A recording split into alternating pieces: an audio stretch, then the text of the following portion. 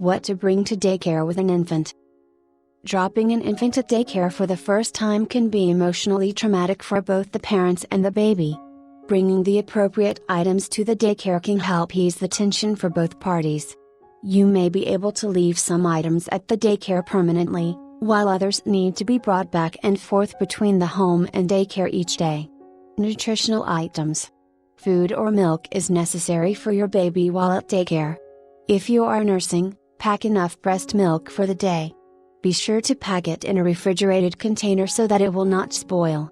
If your baby drinks formula, pack enough for the day, plus a little extra, in case you run late picking up your child. You can also pack a large container to last several days or a week.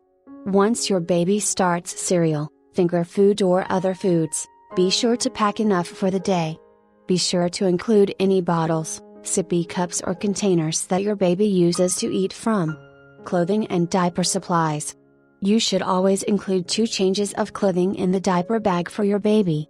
If your child soaks through his diaper or spits up all over his clothes, the daycare provider will need to change him.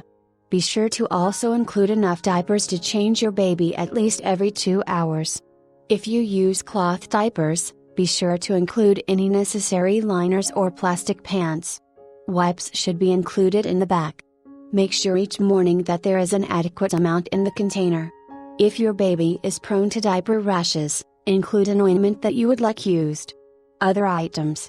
Pacifiers are used by many babies, and if yours can't go without one, be sure to pack at least 2, so that there is a spare pacifier in case your child loses one or gets it dirty.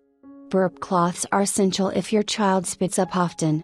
If your child uses a special blanket, stuffed animal or other toy, be sure to include it. This will help calm your child. You can also include a set of sheets from home or infant pain reliever. The medicine is especially useful if your baby is teething. If your child is on a prescription medicine, make sure to include it as well, with directions on when and how to administer it.